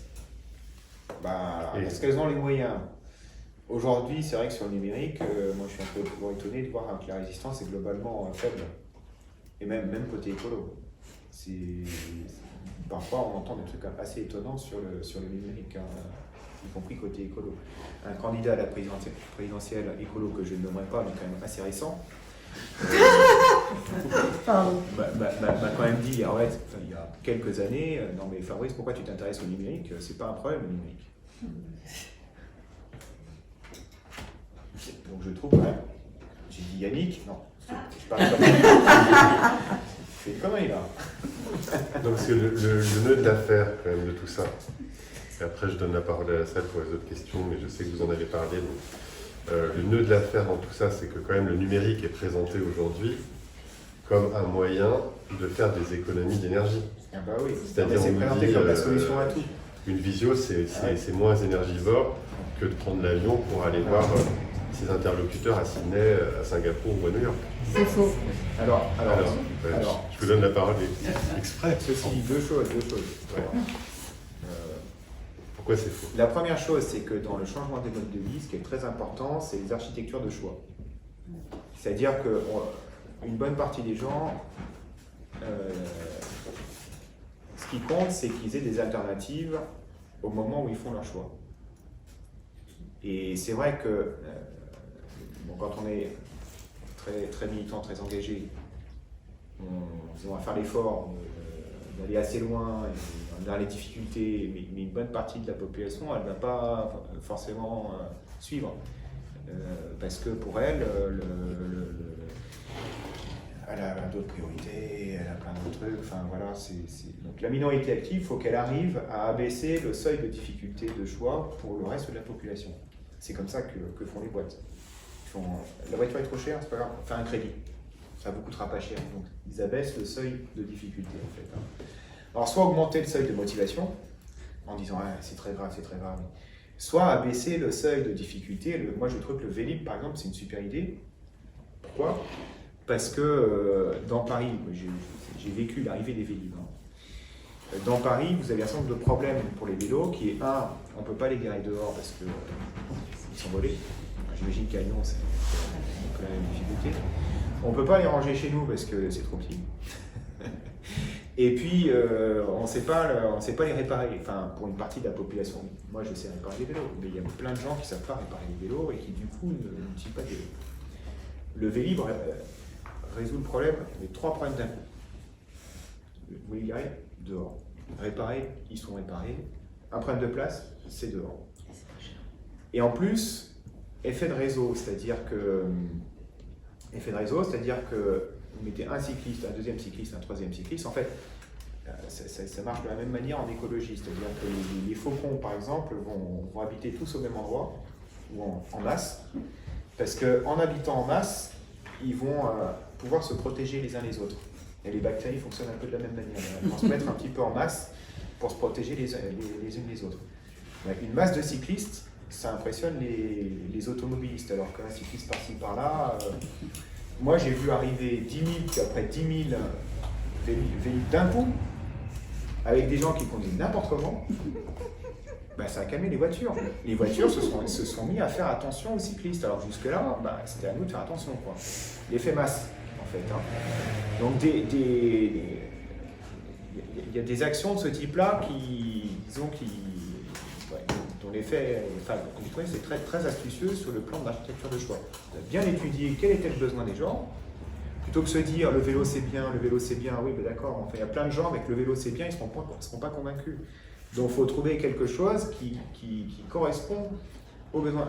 Je donne un autre exemple, un peu du même genre. Et ça j'ai fait dans une formation avec des élus verts. Il faut mettre des transports en commun. Oui, mais à la campagne, mais des transports en commun, c'est un peu absurde parce que ça fait tourner des transports en commun vides. Donc, au lieu d'avoir un transport en commun vide, mieux vaut une voiture vide. Au moins, c'est plus petit. Non, mais c'est tout bête. Donc, il faut réfléchir différemment. Au lieu de dire, je veux un transport en commun et puis maintenant, il faut absolument que je rassemble les gens, puis j'y arrive pas, donc pendant ce temps, mon bus, il continue de tourner à vide, il faut réfléchir autrement. Et il y a une ville qui a réfléchi autrement, et ils se sont dit, bon, en fait, ce qu'il faudrait, c'est faire du covoiturage, mais du covoiturage, on va dire, avec motivation. Ils ont étudié quel était le problème du covoiturage, de près. Premier problème du covoiturage, les gens ont un peu peur de savoir avec qui ils vont monter ou de qui ils vont prendre dans leur voiture. C'est le premier élément. Le deuxième élément, c'est bon, il n'y a pas de motivation, sauf écolo, donc il n'y a que les écolos qui vont faire ça pour des raisons écologiques. L'analyse qu'ils ont fait, c'est qu'ils ont dit, bon, nous, on va labelliser des conducteurs. On va jouer un rôle de tiers de confiance, en fait. Donc, ceux qui prendront les voitures qui sont labellisées par nous savent qu'ils montent dans une voiture qui est de confiance. Et de la même manière, les usagers, on va les repérer aussi, de telle manière à ce que la personne qui prend quelqu'un dans sa voiture sait que c'est quelqu'un qui est de confiance. Ça lève un premier problème. Deuxième problème, ils ont dit, bon, nous, on a de l'argent pour mettre des transports en commun. Est-ce qu'on va mettre des bus qui tournent à vide? Non, on va rémunérer les personnes qui font du covoiturage. Ça nous coûtera beaucoup moins cher. Et ça va petit à petit transformer la voiture en transport en commun. Au lieu de se dire, je veux absolument mettre du transport en commun de manière dogmatique et sans réfléchir aux besoins des gens, de manière très astucieuse, ils se sont dit, non, on va petit à petit transformer la voiture en transport en commun. Petit à petit, ça fait réfléchir. Ça n'augmente pas la quantité de véhicules qui se déplacent, au contraire, ça la diminue. Il n'y a pas des bus. La substitution, on est sûr qu'elle se fait. C'est avec on fait vraiment un remplissage des voitures. Donc, le truc, il a très bien marché et il peut être étendu. Et derrière, il y a toute une pédagogie qui est cohérente de dire, on fait avec ce qui existe, on ne va pas rajouter des nouveaux équipements. On essaye de mettre en commun et vous comprenez la distance et donc les gens réfléchissent, ah oui c'est vrai la distance c'est un problème et c'est pas simplement on a mis les transports quand même. Vous voyez un petit peu la logique, hein. Donc s'intéresser vraiment aux besoins des gens et c'est ce que font les boîtes. Les boîtes elles sont pas folles, elles savent qu'elles vont pas réussir à vendre leurs produits que si elles étudient vraiment de très près quels sont les besoins des gens. Alors, comme je ne sais pas si tout le monde est d'accord avec vous sur le dernier point, parce que moi j'ai posé beaucoup de questions, je propose qu'on continue la suite de la conversation avec eux, et donc on propose au public de poser lui-même ces questions. Juste une petite question, c'est dans quelle ville que vous êtes au... Ah, je ne me rappelle plus de la ville. Oh, je crois sur Internet. Ouais. Désolé, là, le nom de la ville ne revient pas. Mais disons que le principe, c'est toujours de dire il faut être rigide sur le but qu'on veut poursuivre, mais très flexible sur les moyens. Et donc, il faut être assez opportuniste sur les moyens, parce qu'il y a plein de cas différents. Il faut s'adapter au cas plutôt que de dire les transports en commun, espèce d'orthopraxie comme ça, où il y a les bonnes pratiques, il y a les mauvaises pratiques, la voiture c'est toujours mauvais, le vélo c'est toujours bon, en fait non, ça dépend. C'est complexe. Adapté au public surtout, parce que sinon ça donne ce qu'on voit, à savoir que les programmes écolos reflètent les conditions de vie urbaine, et ceux qui ne sont pas dans ces conditions de vie Par exemple, reconnaissent bien que le vélo qui est un moyen, comme vous l'avez énoncé, il faut qu'il s'allie aussi avec une individualité civique pour qu'il soit proactif dans sa représentation d'un militantisme, d'une autre vision du monde. C'est-à-dire que si on prend son vélo en étant individualiste dans sa façon de conduire son vélo, ça n'apporte absolument rien à, entre guillemets, un basculement des mentalités. C'est-à-dire qu'il ne suffit pas de prendre son vélo pour faire basculer, pour faire de la pédagogie démonstrative. Il faut prendre son vélo, certes, c'est un objet, mais il faut prendre son vélo d'une certaine façon. Oui, mais moi je prendrais les choses à l'envers. Et à Lyon, puisque vous n'êtes pas à Lyon, la problématique que tout le monde connaît, y compris des gens pro-écologie, etc., sont extrêmement outrés par l'incivisme de la conduite des gens qui prennent un vélo ou une trottinette ou autre chose. Et c'est-à-dire que si on veut convaincre par l'exemple objectif, il faut le convaincre par l'objet, mais aussi par l'attitude. Et donc l'attitude, c'est plus profond que l'objet. Et donc là, je regarde Yann Faure, que je rencontre avec plaisir pour la première fois en présentiel, un mot que je déteste, mais je le vois avec son ordinateur. Et nous parlons de pollution. Et donc, si nous parlons de pollution, nous devons parler de pollution numérique également. Et donc, si nous parlons de pollution numérique, j'apprécie profondément qu'en tant que chercheur, vous ayez votre petit carnet et votre stylo, et non pas un ordinateur. Car à un moment donné, il y a l'exemple qui doit se donner, et dans l'objet, et dans le fond, et dans la représentation. Oui. Et dans l'attitude. Et donc, simplement pour terminer là-dessus, excusez-moi, mais à Lyon, Grégory Doucet a réussi à rendre des gens écologistes, à gauche, NUPES, tutti quanti, peu importe, hystériques. Moi, je ne conduis pas, donc je m'en fous totalement. Mais à chaque fois que je parle avec des gens qui conduisent à Lyon, ils sont hystériques. Voilà. Donc, je pense que quand même, au-delà de l'objet, il y a aussi l'attitude à transmettre et la pensée à transmettre. Il y a plusieurs choses. Déjà, moi, quand même, je vais répondre parce que c'est trop injuste. J'ai un ordinateur aujourd'hui et que j'ai jamais d'ordinateur. Non, il n'y avait pas d'attaque. Non, mais je tiens à le dire. C'était un exemple. Il se trouve que je n'ai pas d'imprimante chez moi. Aucune attaque. Voilà, j'ai pas pu sortir des questions que je voulais poser à Fabrice Philippot, et du coup je l'ai sur mon ordinateur. Et ce n'est pas une habitude. Donc déjà je voulais dire ça. Par contre sur cette question, en fait, moi derrière cette idée de est-ce qu'on essaye de consommer moins, d'avoir des pratiques plus vertueuses d'un point de vue énergétique, est-ce qu'on est quand même sur une discussion autour de l'extractivisme? Est-ce que cette question de changer les mentalités, c'est votre propos, c'est votre pensée, c'est un supplément, est-ce qu'on peut s'en passer ou est-ce que c'est un préalable? Voilà, par rapport à cette question, est-ce qu'il y a un sens entre les deux? À un premier niveau, je dirais qu'il faut se dire que parfois c'est mieux de changer d'abord et réfléchir après. C'est-à-dire que si les gens viennent au vélo pour des raisons qui n'ont pas à voir avec l'écologie, rien n'empêche qu'ils y pensent après en utilisant le vélo. D'abord penser et après agir. En fait, l'être humain, bien souvent, il agit après. Après, il réfléchit. Si tout le monde reste individualiste, dit le philosophe. Si tout le monde reste individualiste et égoïste, Est-ce qu'on peut s'en sortir en passant au vélo plutôt que Non, à la voiture? mais moi je crois pas que les gens soient individualistes et égoïstes en fait. L'humanité est sociale et d'ailleurs les entreprises quand elles jouent sur l'intérêt de tel ou tel produit, en général de dire ma lessive lave plus blanc que c'est plus ça la pub, c'est plus ma lessive lave plus blanc, c'est ma lessive fait des amis. C'est ça, c'est ma lessive fait des amis. Pourquoi? Parce que l'homme est un animal social. Et donc du coup, faire des amis, ok, et puis la lessive, si elle lave plus blanc, on verra plus tard. Mais d'abord, ce que je veux, c'est des amis.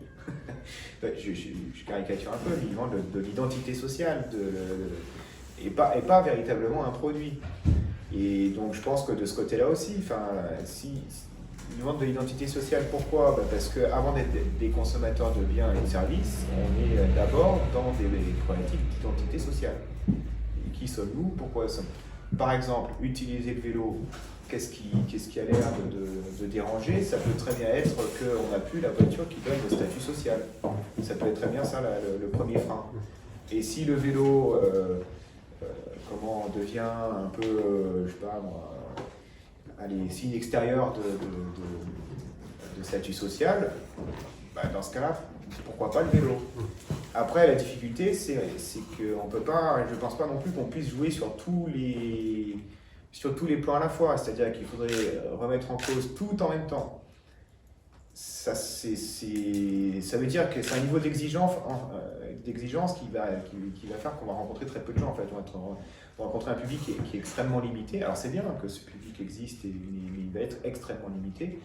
Donc il faut avoir une ambition un peu plus modeste, à mon avis, sur chaque coup, le coup du vélo. Il faut être un peu en compromis avec les besoins du public et sans être tout le temps dans le jugement, faire des leçons sur l'écologie à chaque fois. À mon avis, non, parce que ça ne marchera pas. Parce qu'une bonne partie des gens, du coup, vont simplement pas venir en vélo, ils vont rester dans la voiture. Donc il faut être assez pragmatique. Après, rien n'empêche, une fois que les gens sont sur leur vélo, ah oui, finalement, l'écologie j'étais contre, mais depuis que je fais du vélo, finalement, je trouve que c'est pas si idiot. Des raisonnements un petit peu de ce type-là. Pourquoi pas? Mais ça, là, on prend juste un exemple. Hein. On pourrait prendre des exemples sur le numérique, par exemple. Moi, j'ai un ordinateur pour le boulot. Comment est-ce que je pourrais travailler sans ordinateur aujourd'hui? Il faudrait que je m'arrête de travailler d'une certaine manière, parce que plus personne, les documents, comme je l'ai dit tout à l'heure, les documents passent tous par Internet, il n'y a plus personne qui utilise, au nom de sauver des arbres en plus parfois. Hein. Ils vont utiliser le numérique pour sauver des arbres. Donc il y a un moment aussi, ce qu'on peut faire à l'échelle individuelle est pas illimité. On ne peut pas prendre le poids du monde sur ses épaules. Tout seul, c'est pas possible. Donc, il y a ce qu'on peut faire, ce qu'on choisit de faire, et c'est déjà pas mal. Si on arrive à faire déjà pas mal de choses et on y passe un temps assez conséquent, on y met, sinon on s'épuise en fait. On ne peut pas changer le monde à soi tout seul. Donc c'est là où les genres de vie en tant que minorité active et structurée, organisée, est important. Mais est important en tant qu'elle sait aller à la rencontre d'un public, entendre ce public, changer ce public. Parce que le problème des minorités actives, souvent, et c'est le même pour les entreprises, hein, c'est d'oublier le public auquel ils parlent. C'est ce que je voulais dire. Et de faire de l'identitaire. Mais c'est ce que je voulais dire quand je parlais de l'incivisme constaté dans l'utilisation. Je ne sais pas. Mais... moi, je vous parle de l'incivisme du code de la route, c'est pragmatique. L'incivisme du code de la route rend les gens, oui, non mais évidemment, mais ça donne de l'eau au moulin, ça donne de l'eau au moulin justement, de ceux qui comment dire, je ne sais pas, je ne trouve pas les bons mots, mais cet incivisme-là donne de l'eau au moulin pour les gens qui n'ont pas envie de de basculer vers de nouveaux moyens de transport, etc. Et on va prendre les autres. Il n'y a pas que ce acteur-là. On va prendre les autres questions. On fait un gars et une fille, donc c'est un gars. Moi j'ai appris que le recyclage, parfois pouvait demander plus d'énergie que l'extraction. Parce que on parlait des assiettes tout à l'heure, s'ils sont trop mélangés. Donc pour produire cette énergie, il faut des dispositifs qui demandent à nouveau des métaux. On sait que ces dispositifs, ils ont une durée de vie de 25 à 60 ans, on va dire, je sais pas, 105, Est-ce qu'on a une idée comment ça peut être viable dans le temps de dire à chaque fois, en fait, on va recréer des nouveaux dispositifs pour avoir de plus en plus d'énergie pour les réutiliser. En général, quand même, la récupération de métal et le recyclage coûtent beaucoup moins cher en énergie que l'extraction. Il peut y avoir des cas particuliers, mais la règle générale, c'est plutôt que ça coûte moins cher. Et assez nettement moins cher. Enfin, dans le cas d'aluminium, c'est vraiment beaucoup moins cher, quoi. Donc, mais pour que ce soit simple, effectivement, il ne faut pas trop mélanger. Enfin, il ne faut pas refaire le problème qu'on avait au début, qui est pourquoi on utilise de l'énergie pour extraire la matière première, parce qu'elle est mélangée. Donc si derrière on a remélangé, c'est sûr que plus on a remélangé, plus c'est difficile d'extraire les métaux de nouveau, quoi. Pour l'électronique, ça peut être compliqué. Voilà, j'ai pas les chiffres, j'ai pas tant que ça vu les chiffres d'extraction énergétique, mais dans le cas du numérique, pour l'instant, ce qui est recyclé, c'est les métaux les plus courants. C'est-à-dire, c'est le fer blanc, en fait, qui tient l'armature, et c'est du plastique, mais il y a aussi un peu de fer blanc. Ou l'aluminium pour les portables haut de gamme, comme les Apple, par exemple, qui sont en aluminium brossé. L'aluminium a récupéré le fer blanc aussi, mais les métaux un peu rares à l'intérieur, pas tellement, en réalité. Donc aujourd'hui, on est un peu au début de ça peut paraître, alors qu'il y a des ordinateurs partout, en fait, le recyclage est très mauvais. Donc, si on sort de ce cas-là, la règle générale, c'est que plus on mélange, plus c'est problématique. Ouais, je pense que c'est simple à retenir et ça se comprend bien par analogie avec la poubelle de tri. Le carton, si on met tout ensemble, on peut refaire du carton. Si on mélange du carton avec du verre, c'est compliqué de séparer. Après, la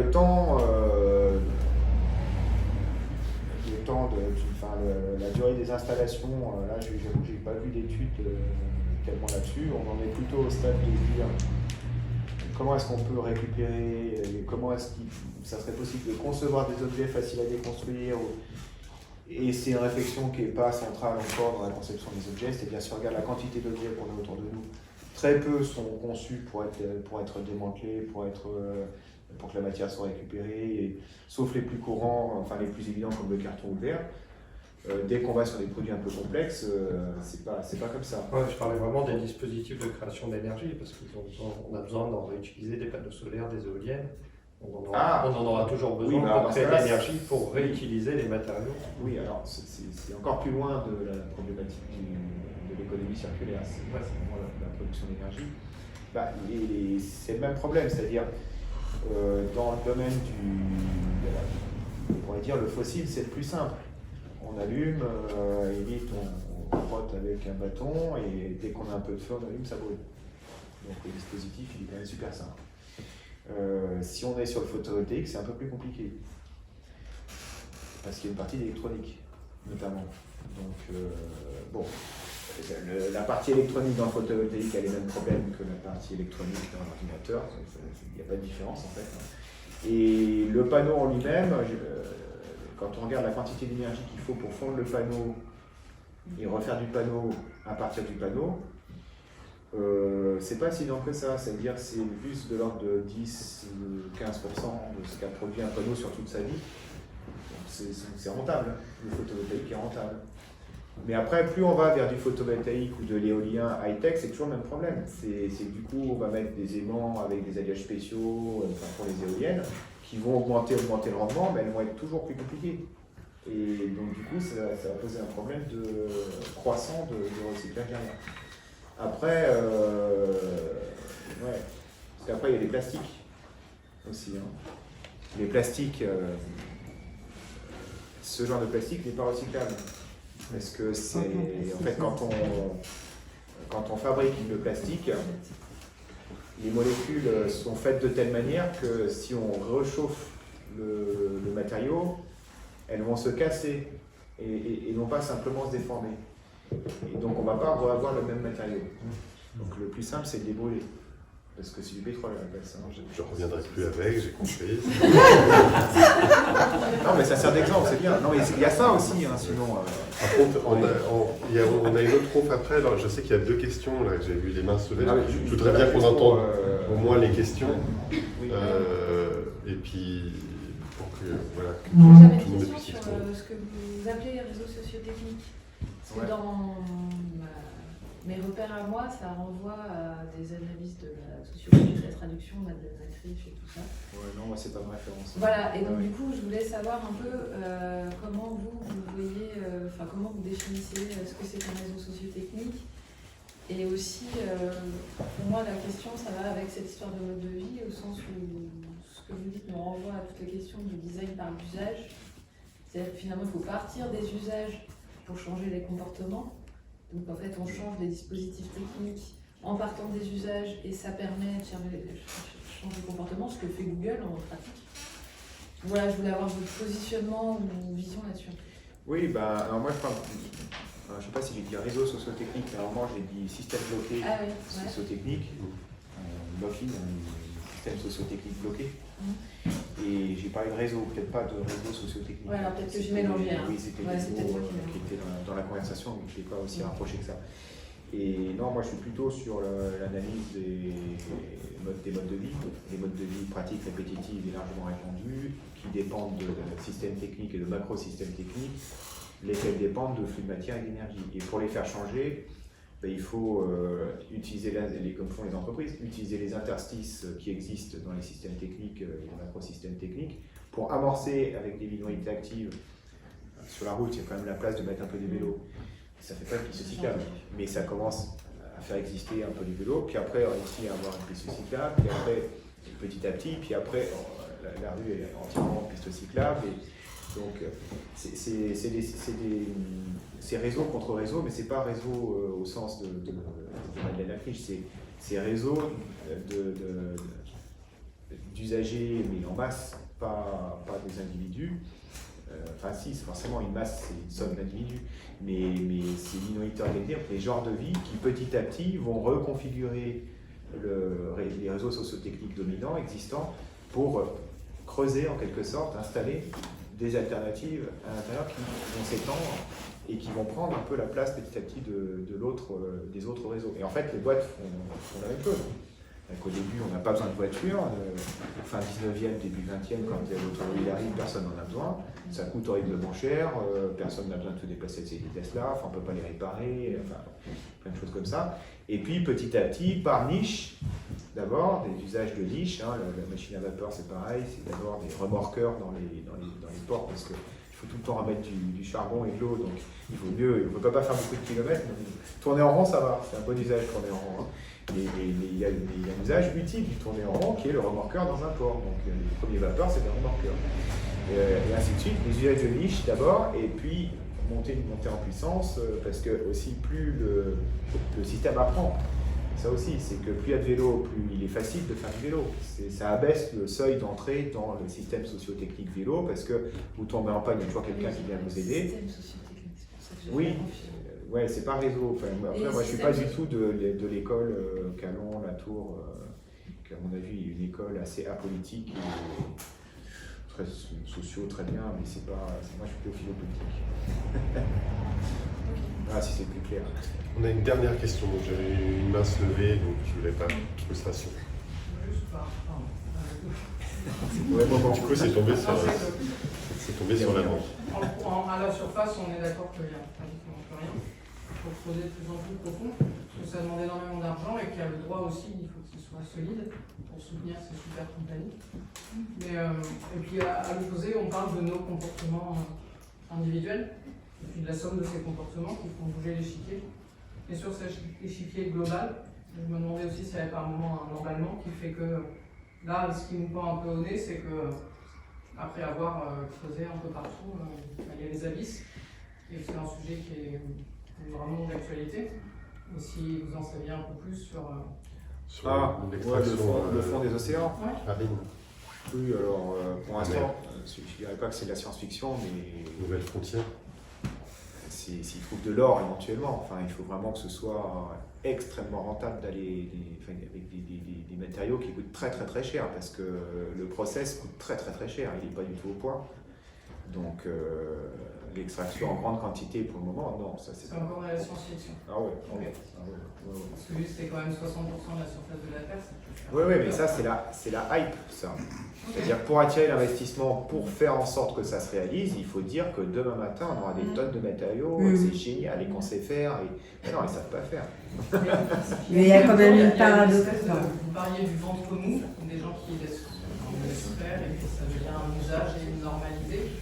Ça n'a pas l'air d'inquiéter grand monde non plus. Et il y a des scientifiques qui se sont quand même penchés sur les écosystèmes. Et qu'en les rasant complètement dans la perspective d'aller extraire, eh ben, il y a à peu près 10% d'écosystèmes qui revient. Donc c'est vraiment quelque chose qui est de l'ordre encore peut-être de Sur la Terre science-fiction.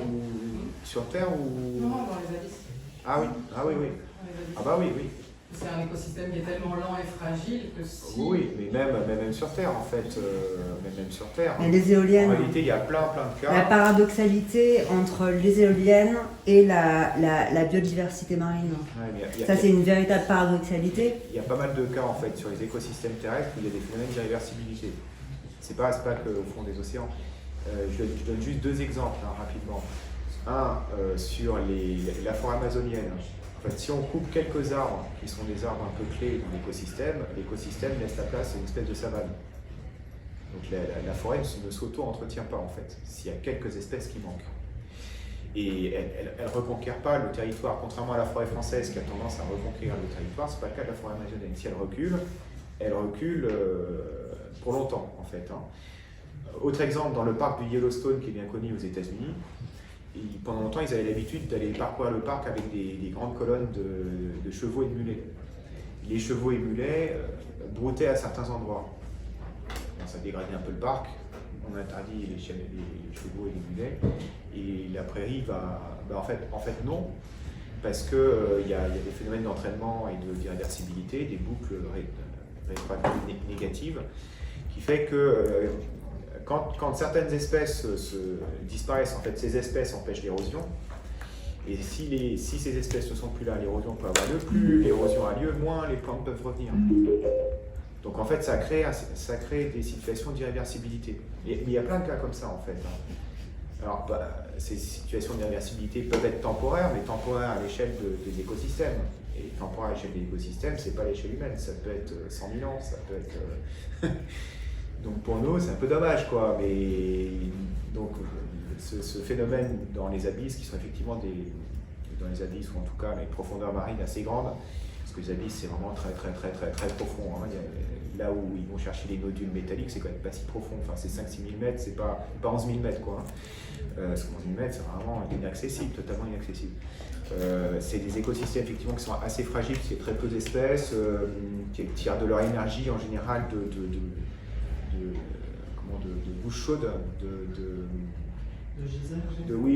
c'est pas le terme, mais c'est des organismes qui vivent à partir du soufre, donc il n'y a pas besoin d'oxygène, il n'y a pas besoin de photosynthèse, il n'y a pas besoin de lumière, elles tirent leur énergie pour vivre du soufre. C'est des bactéries qui existaient déjà avant que la planète soit oxygénée, en fait. Donc ces bactéries sont très anciennes, et des formes de vie qui sont très anciennes, qui tirent leur énergie du soufre qui sort de la Terre. Mais c'est des toutes petites colonies. Donc en fait, si ces toutes petites colonies sont déstabilisées, oui, ça va. C'est sûr que c'est pas étonnant que l'écosystème mette beaucoup de temps à se rétablir. Bon, alors, là, il y a quelqu'un qui a grandi la place avec sa marche. Indépendamment des transformations en cours dans la rue, Fabrice Philippot, moi j'ai l'impression qu'on n'a pas du tout épuisé toute la matière, mais qu'il faudra revenir pour qu'on puisse poser un autre Derrick pour le faire. Et puis on va essayer de ne pas extraire non plus toute l'attention de ce public. Il y a une très belle conférence qui suit avec un exposé de Thierry Ribaud sur la notion de résilience, vis-à-vis de laquelle il est très critique, et c'est très original comme approche. Donc je vous conseille de rester après vous être restauré. Et merci beaucoup, Fabrice. Merci à vous. Merci.